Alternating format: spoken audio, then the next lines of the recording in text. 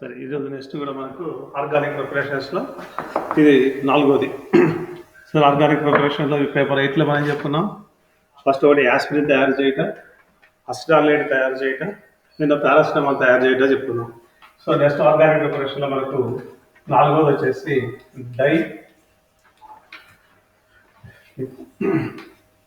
డైజటైజేషన్.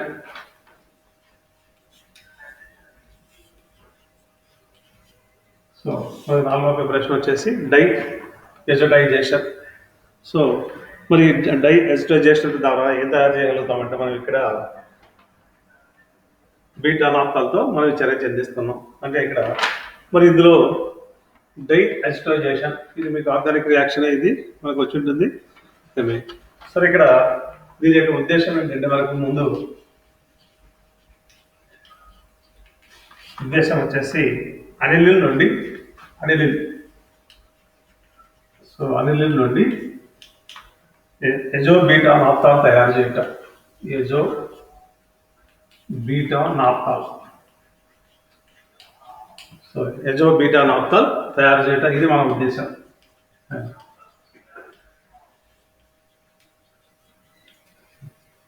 సరే మనకేమైంది ఏ పద్ధతి ద్వారా ఎనిలిన్ నుండి ఎజో బీటా నాప్తాలను తయారు చేయటం.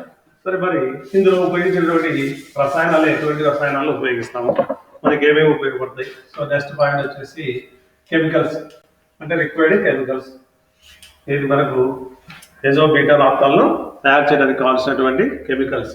సో ఒకటి వచ్చేసి మనకి ఏం కావాలంటే అనిలిన్ కావాలి, తర్వాత గాఢ హెచ్సిఎల్, తర్వాత సోడియం నైట్రైట్, బీటా నాప్తాల్, ఇంకొకటి వచ్చేసి 10% NaOH మరియు గ్లేసియల్ అస్టిక్ యాసిడ్. సో ఇది వచ్చేసి గ్లేసియల్ అస్టిక్ యాసిడ్. ఇవి మనకు కావాల్సిన రసాయనాలు అనిలిన్, గాఢ హైడ్రోక్లోరిక్ ఆమ్లం, sodium nitrite, beta naphthol, 10% NaOH, తర్వాత గ్లేసియల్ అస్టిక్ యాసిడ్ మనకు కావాల్సి. మరి ఇందులో ఉన్నటువంటి ముఖ్యమైనటువంటి సూత్రం ఏంటి, మరి వీటిని ఉపయోగించి ఎలా తయారు చేస్తారంటే ఇందులో ఉన్నటువంటి సూత్రం ఏముంది, ప్రిన్సిపల్ వచ్చేసి అనిలిన్. సో ఈ అనిలిన్ డైఅజోటీకరణం జరిగించాలి, డైఅజోటైజేషన్.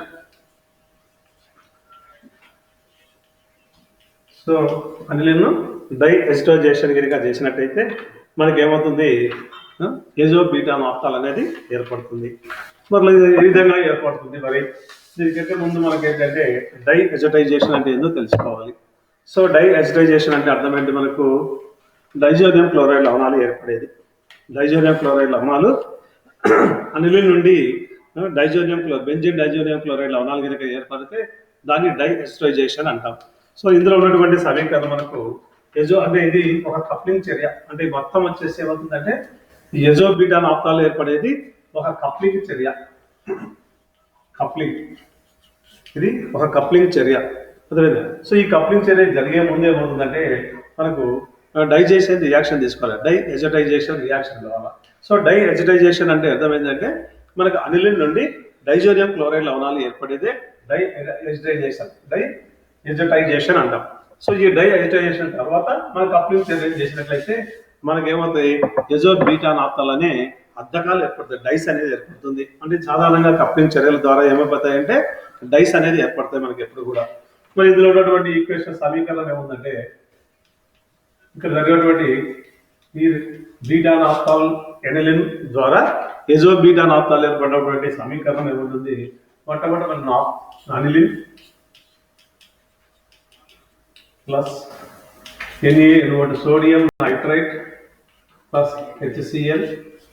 దీన్ని 0 నుంచి 5 డిగ్రీల సెంటీగ్రేడ్ వద్ద వేడి చేసినట్లయితే మనకి ఏమవుతుంది, బెంజిన్ డైజోనియం క్లోరైడ్ ఏర్పడుతుంది.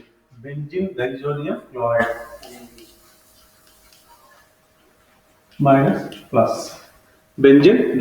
క్లోరైడ్ దీన్నే డైఎజటైజేషన్ అంటాం, డైఎజటైజేషన్ చర్య అంటాం. ఈ డైజోనియం క్లోరైడ్ లవణాలు ఏర్పడుతుంది. ఇది ఫినైల్ ఏమి ఇది N2Cl minus benzene diazonium chloride అంటారు దాన్ని. సో ఇటువంటి డైజోనియం క్లోరైడ్ లవణాలు ఏర్పడే చర్య మనకు డై ఎజిటైజేషన్ అంటాం. సో ఈ డై ఎజిటైజేషన్ ఏర్పడిన తర్వాత దీనికి ఏమవుతుంది ప్లస్ దీంతో పాటుగా NaCl ప్లస్ H2O వస్తాయి. NaCl ప్లస్ H2O మనకి ఏర్పడతాయి. దీన్ని మళ్ళీ బెంజిన్ డైజోనియం క్లోరైడ్ ను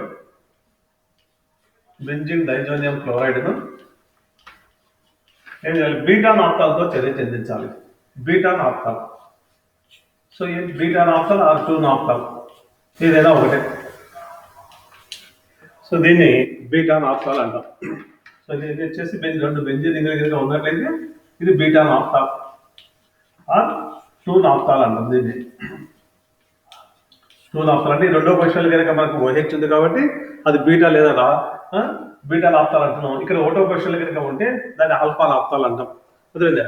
సో ఈ బెంజిన్ డైజోనియం క్లోరైడ్ ను మనం ఏం చేస్తున్నాం, మనం ఇక్కడ బీటా నాప్తాల్తో మనం చర్య చెందించాలి. ఇది కూడా మనకి ఏమవుతుందంటే సుమారు 0 నుంచి 5 డిగ్రీల సెంటీగ్రేడ్ వద్ద మాత్రమే చర్య చెందించాలి. 0 నుంచి 5 డిగ్రీల సెంటీగ్రేడ్ వద్ద చర్య చెందిస్తే మనకి ఇప్పుడు ఏమవుతుంది 2 నాప్తాల్ అనిలిన్ అద్దకాలు ఏర్పడతాయి. 2 నాప్తాల్ అనిలిన్ అద్దకాలు లేదా అజో బీటా నాప్తాల్ ఏర్పడుతుంది. అజో బీటా నాప్తాల్ చూడండి ఎలా ఉంటుందంటే gives rise to benzene diazonium chloride plus beta naphthol gives rise to మనకి ఏమొస్తుంది ఇక్కడ ఎలా వస్తుంది N డబుల్ బాండ్ N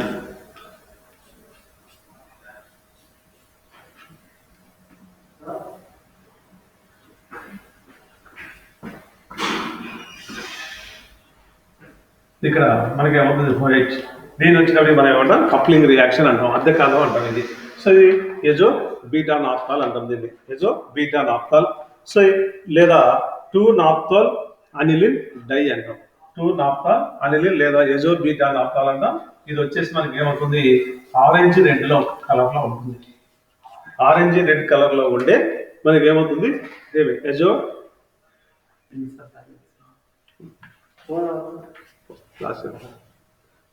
కాబట్టి ఆరెంజ్ రెడ్ కలర్ లో ఉండే మనకి ఏమవుతుంది మనకు ఎజో బీటా నాప్తాల్ అనే అద్దకాలు ఏర్పడతాయి. సో ఇంకా విధంగా అద్దకాలు దీన్ని ఎజో కప్లింగ్ చర్యలు అంటాం. ఎజో కప్లింగ్ అంటే అర్థం ఏంటంటే 2 ఫినైల్ లందులు నైట్రోజన్ ద్వారా బంధించబడి ఉండాలి. ఇక్కడ ఈ విధంగా కనుక బంధించబడి ఉన్నట్లయితే వీటిని కప్లింగ్ రియాక్షన్లు అంటాం.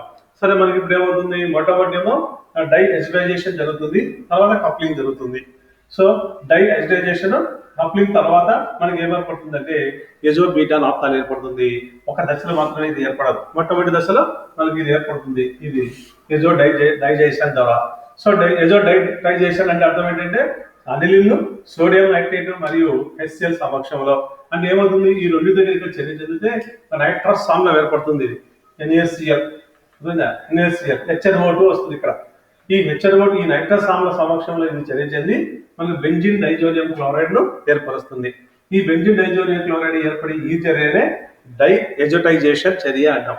ఈ ఎజిటైజేషన్ చర్య ద్వారా ఏర్పడినటువంటి బెంజిన్ డైజోనియం క్లోరైడ్ ను మరలా బీటా నాప్తాల్తో 0 నుంచి 5 డిగ్రీల సెంటీగ్రేడ్ వద్ద చర్య చెందించినట్లయితే ఆరెంజ్ రెడ్ స్ఫటికాలు కలిగినటువంటి అద్దకాలు ఏర్పడతాయి. ఆరెంజ్ రెడ్ స్ఫటికాలు కలిగినటువంటి డై అనేది ఏర్పడుతుంది. డై అంటే అద్దకాలు అంటే అక్కడ ఏంటి ఆరెంజ్ రెడ్ స్ఫటికాలు ఇక్కడ అంటే ఇది ఎజో బీటా నాప్తాల్ అనే అద్దకం ఇక్కడ ఏర్పడుతుంది. లేదా ఇది ఏమవుతుందంటే దీన్ని మనం 2 నాప్తాల్ అనిలిన్ అద్దకాలని కూడా అంటాం. సో ఈ విధంగా ఈ చివరి చర్యలు ఏమంటే ఎజో కప్లింగ్ చర్యలు అంటారు. కప్లింగ్ అంటే రెండింటికి కలపాలి. మనం ఏదైనా ఇళ్ళ కాడ మనము ఈ ప్లంబర్ వర్క్ చేసేటప్పుడు ఏం చేస్తుంటారు, 2 గొట్టాలను కలిపేటప్పుడు మధ్యలో కప్లింగ్ చేస్తూ ఉంటారు. అర్థమైందా? సో ఈ 2 కలపడానికి ఇది కప్లింగ్ గా ఉపయోగపడుతుంది ఇక్కడ, అందుకు కప్లింగ్ చర్య అంటాం. అర్థమైందా? సో ఈ కప్లింగ్ చర్యలు అన్ని కూడా ఏంటంటే డైస్ మాత్రమే ఏర్పడతాయి. డైస్ డై అంటే అద్దకాలు రంగులు. మనం బట్టలకు రంగులు వేస్తుంటారు, అద్దకాలు అల్లుతుంటారు. ఆ అద్దకాలు కలపడానికి ఎక్కువ దాంట్లో అంటే ఈ డైస్ అనేటివి ఒకటే కప్లింగ్ చర్యలు అవన్నీ కూడా అద్దకాలు అనేటివి. అర్థమైందా? కాబట్టి ఈ విధంగా మనకి ఏమవుతుంది ఇందులో ఉన్నటువంటి చర్య ఇది సమీకరణం వచ్చేసి ఇది ముందు aniline sodium nitrate HCl benzene diazonium chloride ఏర్పడుతుంది. తర్వాత దీని బీటా నాప్తాల్తో చర్య చెందించాలి.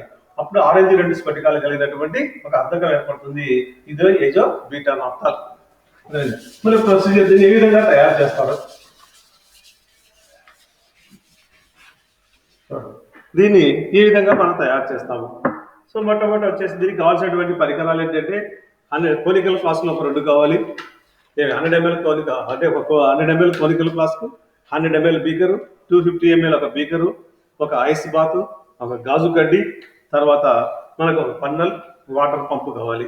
సో దీన్ని తయారు చేయడానికి కావాల్సినటువంటి పరికరాలు ఒక కోనికల్ ఫ్లాస్క్, 2 బీకర్లు, అర్థమైందా, ఒక ఐస్ బాత్, తర్వాత ఒక గాజు కడ్డీ, తర్వాత బుక్నర్ పన్నల్, తర్వాత వాటర్ పంప్. ఇవన్నీ పరికరాలు కనుక ఉన్నట్లయితే దీన్ని మనం తయారు చేయొచ్చు. అంటే ఈ పరికరాలు ఉన్నటువంటి కాదు, దీంతో పాటు ఏం కావాలి తయారు చేయాలంటే రసాయనాలు కూడా కావాలి. ఆ రసాయనాలు ప్లస్ ఈ కెమికల్స్ 2 కనుక ఉంటే మనం ఏం చేస్తాం, దీన్ని తయారు చేయవచ్చు. మరి దీన్ని ఏ విధంగా తయారు చేస్తారు? మరి దీన్ని తయారు చేసే విధానం నెక్స్ట్. సో మొట్టమొదటేమో ఏ ఉద్దేశము, తర్వాత రసాయనాలు, పరికరాలు, సమీకరణము, తర్వాత వచ్చేసి మనకు విధానం. మరి మొట్టమొదటి ఈ విధానంలో ఏం చేస్తారంటే ఒక 100 ml కోనికల్ ఫ్లాస్క్ తీసుకోవాలి. మనకు ఒక 100 ml కోనికల్ ఫ్లాస్క్ తీసుకొని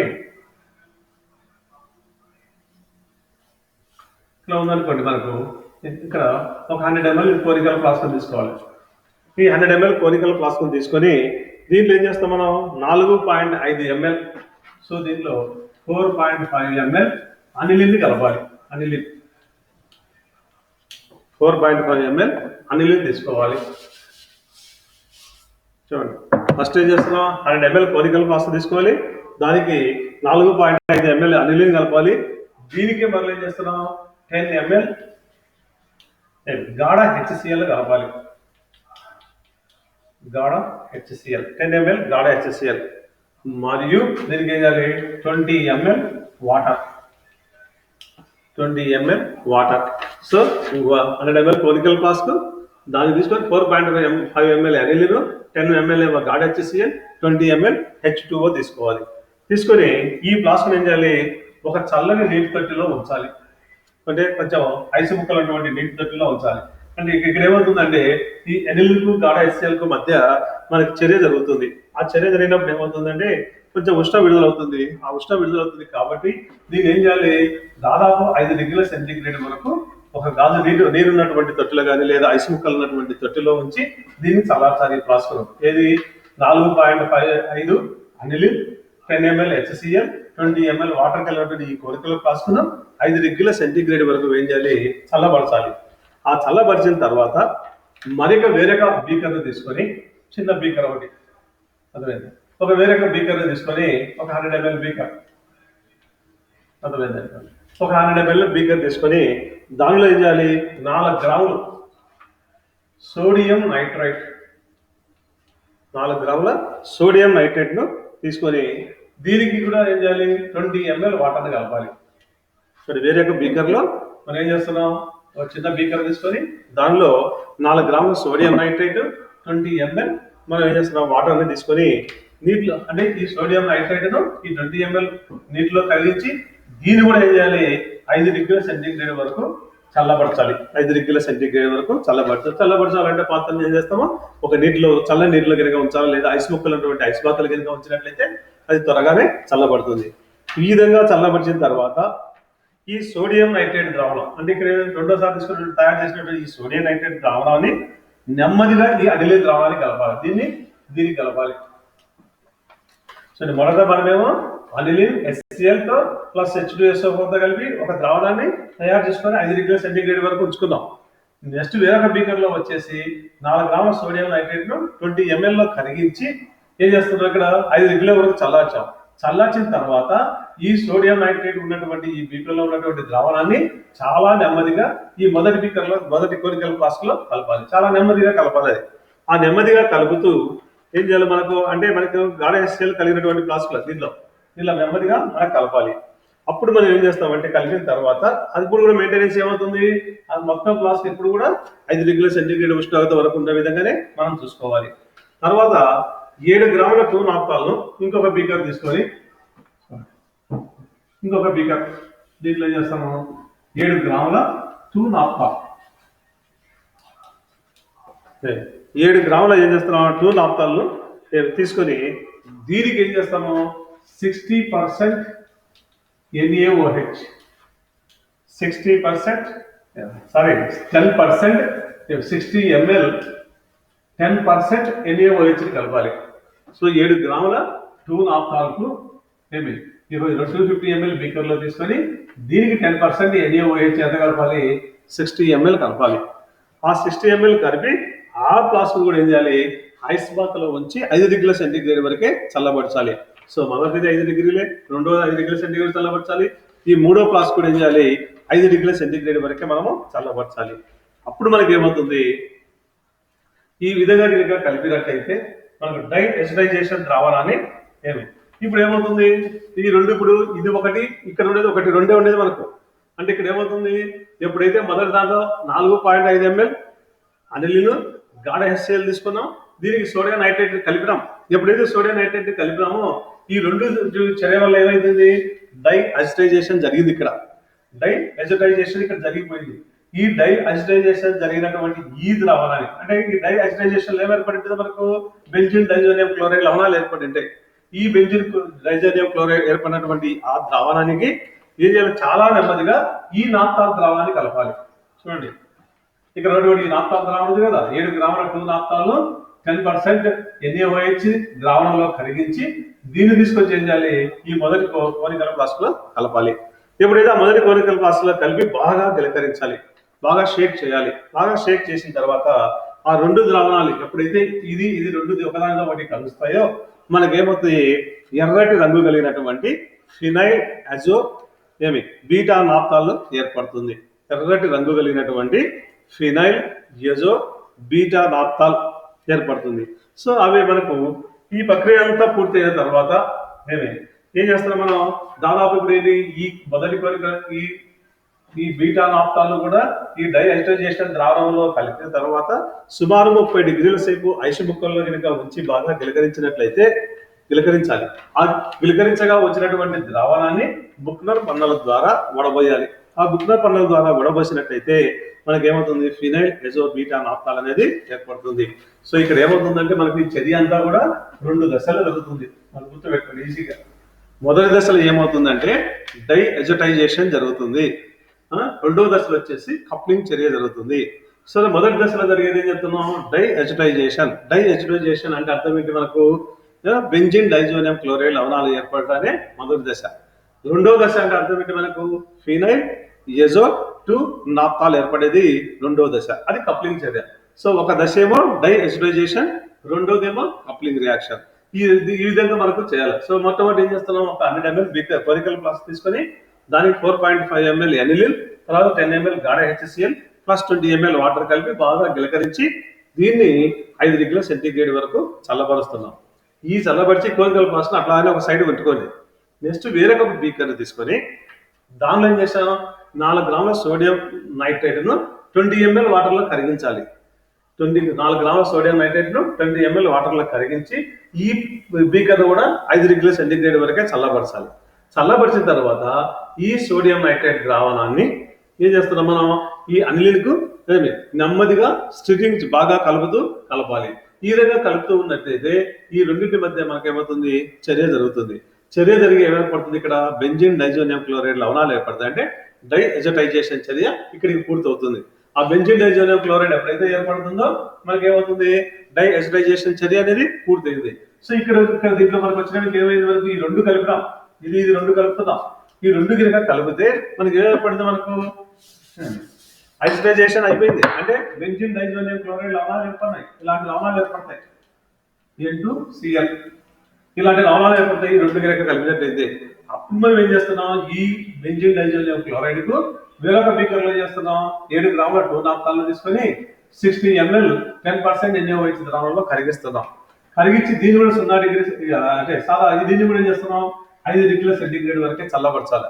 చల్లబరిచిన తర్వాత ఈ 7 గ్రాముల 2 నాప్తాలను ఏం చేస్తాం దీనికి కలుపుతాం. దీనికంటే ఈ బెంజిన్ డైజోనియం క్లోరైడ్ దీనికి ఎప్పుడైతే దీనికి కలుపుతామో అప్పుడు మనకి ఏమవుతుంది ఆరెంజ్ రెడ్ రంగు కలిగినటువంటి అద్దకాలు ఏర్పడుతుంది.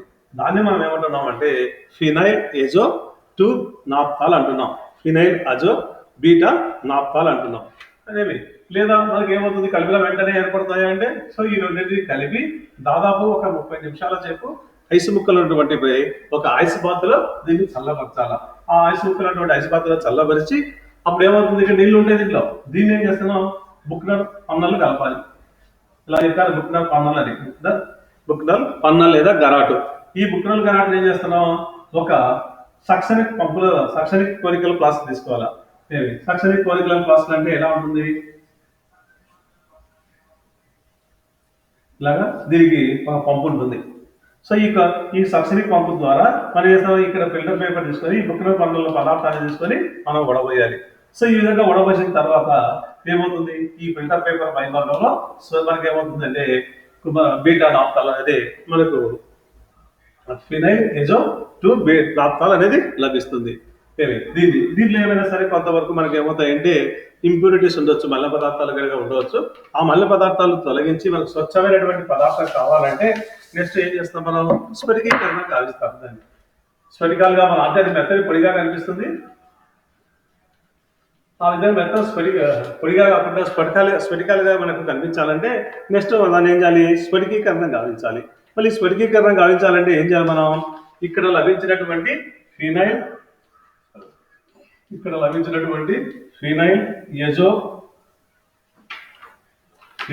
ఎజో బీటా నాప్తాల్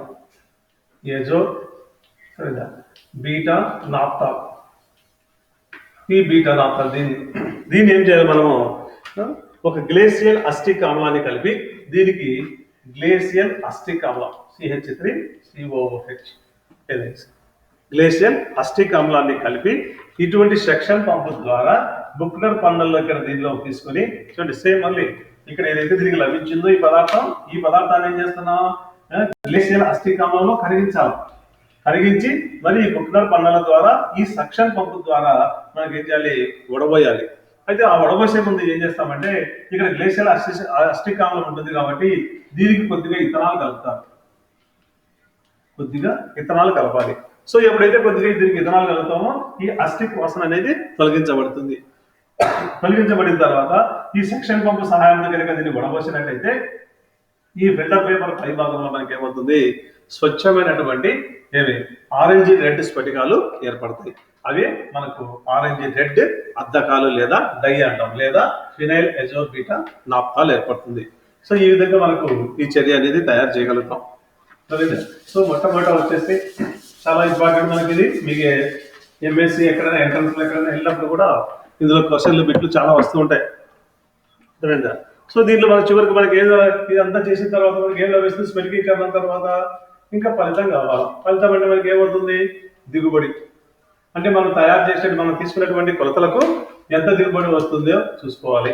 అంటే సిద్ధాంతపరంగా మనకు ప్రయోగం మనం చేసింది ఎంత వస్తుంది సిద్ధాంతపరంగా ఎంత అవ్వాలి. సో పర్సెంటేజ్ ఆఫ్ ఈల్డ్ చూసుకుంటాం ఎంత దిగుబడి మనకు శాతం వస్తుంది అని. అంటే మనకి ఏమవుతుంది మామూలుగా ఇప్పుడు ఇక్కడ వచ్చేసి 4 గ్రాములు వచ్చింది అనుకోండి 4 గ్రాములు దిగుబడి వచ్చింది మనం తయారు చేసింది.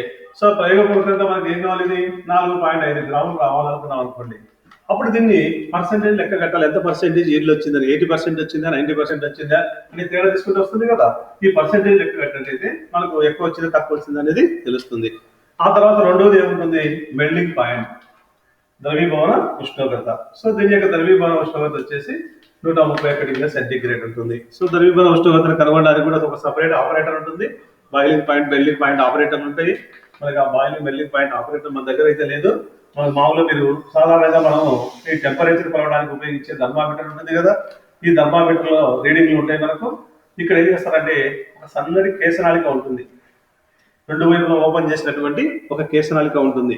ఈ కేశనాళికను ఏం చేస్తామంటే ఇక్కడ ఒక మురిసెల్ జనరల్ కనుక మండించినట్లయితే ఇలా మండిస్తే ఇక్కడ ఏమవుతుంది కట్ అవుతుంది. అప్పుడు ఏమవుతుంది ఒకవైపు మాత్రమే ఓపెన్ అవుతుంది ఇంకో వైపు ఓపెన్ ఉంటుంది. ఇప్పుడు క్లోజ్ అయిపోతుంది. ఇది కట్ అయిపోయి ఏమవుతుంది 2 వైపులా క్లోజ్ అయిపోతుంది. ఈ కట్ అయినటువంటి ఈ మురిసెల్ ఈ కేశనాళికను తీసుకొని దీనిలోకి ఇక్కడ లభించినటువంటి పదార్థాన్ని తీసుకోవాలి. ఆ పదార్థాన్ని తీసుకొని ఇక్కడ ఏమవుతుంది ఈ థర్మామీటర్కు ఒక అంచనా బిగిస్తారు. పదార్థాన్ని తీసుకొని అంచనా బిగించి మనకు ఈ బాయిలింగ్ లేదా మెల్టింగ్ పాయింట్ కనబడే ఒక ఆపరేటర్ ఉంటుంది, ఆ ఆపరేటర్లో పెట్టాలి. ఇది ఆపరేటర్లో పెట్టి మన టెంపరేచర్ కనుక మనం అంటే కరెంట్ స్విచ్ కనుక ఆన్ చేసినట్లయితే ఇక్కడ ఉన్నటువంటి పదార్థము కరుగుతూ ఉంటుంది. ఈ కరుగుతూ ఉన్నప్పుడు ఏమవుతుంది, టెంపరేచర్ పెరుగుతూ ఉంటుంది. ఎక్కడైతే మనకి ఈ పదార్థం అంతా కరిగి ఈ ఉష్ణోగ్రత స్థిరంగా నిలబడిపోతుందో, ఎక్కడైతే ఉష్ణోగ్రత స్థిరంగా ఉంటుందో అంటే ఇంకా ఎంత వేడి చేసినా ఆ ఉష్ణోగ్రత పెరగకూడదు. ఆ ఉష్ణోగ్రత సపోజ్ 131 డిగ్రీ సెంటీగ్రేడ్ వేడి చేస్తే అక్కడ ఆగిపోయింది, ఇంకా అది పెరగడం లేదు.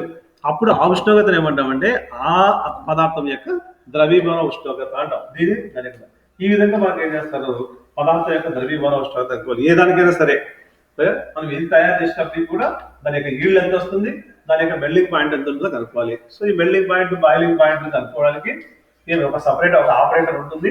దాంట్లో మనం సాధారణంగా మనం ఉపయోగించే థర్మామీటర్ని తీసుకుంటారు. ఒక చివరి భాగంలో ఏం చేస్తారు, కేశనాళికలో పదార్థాన్ని తీసుకొని ఈ థర్మామీటర్ యొక్క చివరి భాగంలో ఉంచి ఈ మెల్లింగ్ బాయిలింగ్ పాయింట్ ఆపరేటర్లో ఉంచాలి. ఉంచి మనము కరెంటు కనుక పంపించినట్లయితే అప్పుడు ఏమవుతుంది, ఈ కేశనాళికలో ఉన్నటువంటి పదార్థము మరుగుతుంది, కరిగిపోతుంది. కరుగుతూ ఉన్నప్పుడు ఈ థర్మామీటర్లో ఉష్ణోగ్రత పెరుగుతూ ఉంటుంది. ఈ ఉష్ణోగ్రత పెరుగుతూ పోయి ఒక ఉష్ణోగ్రత వద్ద స్థిరంగా ఉంటుంది, ఇంకా పెరగకుండా. ఎక్కడైతే అది స్థిరంగా ఉంటుందో అది దాని యొక్క మెల్లింగ్ పాయింట్ అంటాం, ద్రవీభవన ఉష్ణోగ్రత. కాబట్టి ఈ విధంగా మనకు దాని యొక్క ద్రవీభవన ఉష్ణోగ్రతను కూడా మనం లెక్కించుకోవాలి. సో దీన్ని డై ఎజిటైజేషన్ చర్య అంటాము. సో ఈ డై ఎజిటైజేషన్ చర్య ద్వారా మనం ఏం చేస్తాము, మనకు ఫినైల్ ఎజో బీటా నాప్థాలను తయారు చేసుకుంటాం. సో మళ్ళీ ఒకసారి చూడండి, మొట్టమొదటి ఏం చేస్తున్నాం, రెండే రెండు స్టెప్స్ ఉంటుంది. ఫస్ట్ స్టెప్ లో వచ్చేసి ఒకటి గుర్తుపెట్టుకోవాలి మీరు, డై ఎజిటైజేషన్.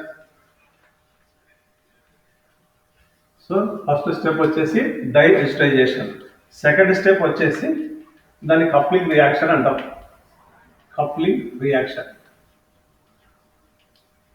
సో ఎప్పుడైనా కప్లింగ్ రియాక్షన్ లో అంతా కూడా మనకి ఏంటంటే రంగుల అద్దకాలు ఏర్పడతాయి. రంగులు డైస్ అన్ని కూడా కప్లింగ్ రియాక్షన్స్. ఏ డై అయినా సరే అది కప్లింగ్ రియాక్షనే. సో మనకు ఫస్ట్ ఒకటి ఏమవుతుంది, డై ఎజిటైజేషన్. డై ఎజిటైజేషన్ ఏం చేస్తున్నాం, అనిలిన్ తీసుకోవాలి, NH2 ప్లస్ దానికి సోడియం నైట్రైట్ ప్లస్ HCl, గాఢ HCl. ఇది 0 నుంచి 5 డిగ్రీల సెంటీగ్రేడ్ వరకు వేడి చేస్తున్నాం. వేడి చేసినట్టయితే మనకి ఏమవుతుంది, బెంజీన్ డైజోనియం క్లోరైడ్ ఏర్పడుతుంది, ఇక్కడ N2Cl. సో ఇది first step, diazotization. Benzene diazonium chloride లవణాలు ఏర్పడనే మనం డై ఎజిటైజేషన్ అన్నాం. ఆ తర్వాత సెకండ్ స్టెప్లో ఏం చేస్తామంటే అక్కడ ఏర్పడినటువంటి ఆ లవణాలను తీసుకొని, డైజోనియం క్లోరైడ్ లవణాలను తీసుకొని దీనికి ఏం చేస్తున్నాం, 2 నాప్థాలు కలుపుతున్నాం. చూడండి, 2 నాప్థాలు. ఇది 2 నాప్థాలు కలుపుతున్నాం. ఈ 2 నాప్థాలు కలిపినప్పుడు మనకి ఏమవుతుంది, ఈ రెండింటి మధ్య మనకు కప్లింగ్ చర్య అంటే 2 నైట్రోజన్ల మధ్య 2 నైట్రోజన్లు కలిసి 2 ఫినైల్ రింగులను కలుపుతుంది. ఇది చూడండి, 2 నైట్రోజన్లు ఇక్కడ N డబుల్ బాండ్ N, ఈ 2 నెక్స్ట్ ఇట్లా కూడా వేసుకోవచ్చు, కింద నుంచి పైకి కూడా. దీన్ని ఇది ఫినైల్, ఇది ఫినైల్ గ్రూప్. దీన్ని ఎజో సమూహం అంటాం. ఎజో N2 ఉంటే కనుక అర్థమైందా. ఈ రెండు, ఇది ఒక ఫినైల్ సమూహాలు 2 ఉన్నాయి. ఇక్కడ ఒక డైఫినైల్ అంటాం. ఇదేమో ఫినైల్. అర్థమైందా, 2 ఫినైల్ సమూహాలు కనుక కలుపుతూ ఉంటే అది కప్లింగ్ చర్యగా మనం భావిస్తాం. సో ఈ 2 స్టెప్పుల్లో కనుక మనకు ఇది జరుగుతుంది. సో మొదట డై ఎజిటైజేషన్, తర్వాత కప్లింగ్ చర్య. సో ఈ 2 చర్యలో మొట్టమొదటి మనం ఏం చేసాము, ఇక్కడ కూడా మనకు వెరీ సింపుల్. ఇది మనకు మొట్టమొదటి మనకు ఒక కోరికల ఫ్లాస్క్ తీసుకుంటున్నాం. ఒక కోరికల ఫ్లాస్క్ తీసుకొని దాంట్లో ఏం చేశాను, 4.5 ml చూడండి అనిలిన్, 4.5 ml అనిలిన్ తీసుకున్నాం. ప్లస్ దీనికి ఏం చేసాం, 10 ml గాఢ HCl, 10 ml గాఢ HCl ప్లస్ 20 ml వాటర్. దీన్ని ఒక కోరికల ఫ్లాస్క్ లో తీసుకొని బాగా కలిపి 5 డిగ్రీల సెంటీగ్రేడ్ వరకు చల్లబరచాలి. ఎంతవరకు, 0 నుంచి 5 డిగ్రీల సెంటీగ్రేడ్ వరకు చల్లబరచాలి. నెక్స్ట్ మనం ఏం చేస్తున్నాం, రెండవ క్లాస్లో 4 గ్రాముల సోడియం నైట్రైట్ తీసుకుంటున్నాం. సోడియం నైట్రైట్ తీసుకొని దీనికి ఒక 20 ml వాటర్ని కలిపి కరిగించి దీన్ని కూడా 0 నుంచి 5 డిగ్రీల సెంటీగ్రేడ్ వరకు చల్లబరిచాం. చల్లబరిచి ఆ తర్వాత ఏం చేసాం, దీన్ని కలిపాం. దీన్ని కలిపాం. ఎప్పుడైతే దీన్ని కలుపుతామో అప్పుడు మరి ఇక్కడి నుంచి మనకి బయటకు ఏమొచ్చింది, ఇక్కడ బెంజిన్ డైజోనియం క్లోరైడ్ లవణాలు ఏర్పడినాయి. ఇది ఏర్పడుతుంది N2Cl. అంటే అర్థం ఏంటి, ఇక్కడ డై అజిటైజేషన్ జరిగింది, డై అజిటైజేషన్. సో ఫస్ట్ స్టెప్ ఇక్కడికి పూర్తవుతుంది, బెంజిన్ డైజోనియం క్లోరైడ్. అయితే నెక్స్ట్ మళ్ళీ స్టెప్ ఏం చేస్తున్నాం, ఇంకొక బీకర్ని తీసుకొని ఇక్కడ మనం ఏం చేస్తున్నాం, 7 గ్రాముల బీటా నాప్తాల్ దీన్ని ఎక్కడ కలుపుతాం, 10% NaOH లో 10% NaOH 60 ml తీసుకున్నాం. 10% NaOH 60 ml తీసుకొని ఈ 7 గ్రాముల బీటా నాప్తాల్లో కరిగించాలి. దీన్ని కూడా మనం 5 డిగ్రీల సెంటీగ్రేడ్గా తీసుకున్నాం. కరిగించిన తర్వాత ఈ డైజోనియం ద్రావణాన్ని తీసుకొచ్చి దీంట్లో కలపాలి. ఈ డైజోనియం డై అజిటైజేషన్ ద్రావణాన్ని తీసుకొచ్చి దీంట్లో కలపాలి. దీంట్లో కనుక మనకు కలిపినట్టయితే ఏమైపోతుంది, మనకు ఫినైల్ ఏజో బీటా నాప్థాల్ అనే డై ఏర్పడుతుంది. సో ఈ డై ఎట్లా ఉంటుందంటే మనకు ఆరెంజ్ రెడ్ డై ఏర్పడుతుంది అర్ధకాలం. అది సో దీన్ని మనం ఏం చేస్తున్నామంటే ఒక 30 నిమిషాల సేపు ఈ విధంగా ఏర్పడినటువంటి ఈ ద్రావణాన్ని ఏం చేస్తున్నాం, ఒక 30 మినిట్స్ వచ్చేసి మనకు ఒక ఐస్ ముక్కల్లో మనం అలాగనే ఉంచి కూల్ చేయాలి, చల్లబరచాలి. ఆ చల్లబరిచిన తర్వాత మనం ఏం చేస్తున్నాం, సక్సరిక్ పంపును ఉపయోగించి బుక్నర్ గరాటో ద్వారా సక్సరిక్ పంపు ద్వారా దీన్ని వడబోయాలి. వడబోసినట్లయితే ఆ వడబోత కాగితం మీద మనకేమవుతుంది, ఈ crude phenyl azo beta naphthol అనేది ఆరెంజ్ రెడ్డి పదార్థం ఏర్పడుతుంది. క్రూడ్ అంటే ముడి అంటే మనకి ఇంప్యూరిటీస్ ఏమైనా ఉన్నటువంటి పదార్థం ఏర్పడుతుంది. దీన్ని తీసుకున్న తర్వాత మనం ఏం చేస్తున్నాం, స్ఫటికీకరణ గావించాలి. మరి ఆ స్ఫటికీకరణ గావించడానికి ఏం చేస్తున్నామంటే ఇక్కడ లభించినటువంటి ఈ పదార్థానికి గ్లేసియల్ అస్టిక్ ఆమ్లాన్ని కలిపి ఏం చేస్తాం, గ్లేసియల్ అస్టిక్ ఆమ్లాన్ని కలిపి సెక్షన్ పంపు ద్వారా మళ్ళీ మనం బుక్నర్ గరాటో ద్వారా కనుక వడబోసినట్లయితే మనకి ఏమవుతుంది, వడబోసే ముందు మనం చేస్తాం వడబోయాలి. వడబోసిన తర్వాత అందులో గ్లేషియల్ అస్టిక్ యాసిడ్ యొక్క వాసన ఉంటుంది కాబట్టి ఆ వాసన పోవడానికి దీనికి ఏం చేస్తారంటే ఇథనాల్ కొద్దిగా కలుపుతారు. ఆ ఇథనాల్ ఎప్పుడైతే కలుపుతుందో ఆ అస్టిక్ ఆమ్లం యొక్క వాసన అంతా కూడా వెళ్ళిపోతుంది. ఆ తర్వాత ఆ బుక్నర్ పన్నెల పైన ఉన్నటువంటి ఫిల్టర్ కాగితం మీద మనకి ఏమవుతుందంటే ఆరెంజ్ రెడ్ స్ఫటికాలు లభిస్తాయి. ఉంటుంది. ఆ ఆరెంజ్ రెడ్ స్ఫటికాలు లభించిన తర్వాత వాటిని తీసుకొని మనం ఏం చేయాలి, మనం భారం ఎంత ఉందో తూకం వేయాలి, ఎంత దిగుబడి వచ్చింది, తర్వాత దాని యొక్క ద్రవీభవన ఉష్ణోగ్రత ఎంత అనేది లెక్కించాలి. కాబట్టి ఈ విధంగా మనము చేయాలి. ఇది ఇందులో ఉన్నటువంటిది. సరే, ఈ పద్ధతిపై పాటించేటప్పుడు చాలా సున్నితమైనటువంటి పద్ధతి ఇది. ఈ సున్నితమైన పద్ధతిపై చాలా జాగ్రత్తలు కూడా మనం తీసుకోవాల్సినటువంటి అవసరం ఉంటుంది. ఇందులో జాగ్రత్తలు తీసుకునేటప్పుడు మనం ఏం చేయాలంటే ఈ అనిలిన్ HCl కు సోడియం నైట్రేట్ ద్రావణాన్ని కలుపుతాం. ఆ సోడియం నైట్రేట్ ద్రావణాన్ని కలిపేటప్పుడు చాలా నెమ్మదిగా దాని యొక్క ఉష్ణోగ్రత ఎల్లప్పుడూ 5 డిగ్రీలు సెంటీగ్రేడ్ ఉండే విధంగా మాత్రమే తీసుకునే కలపాలి.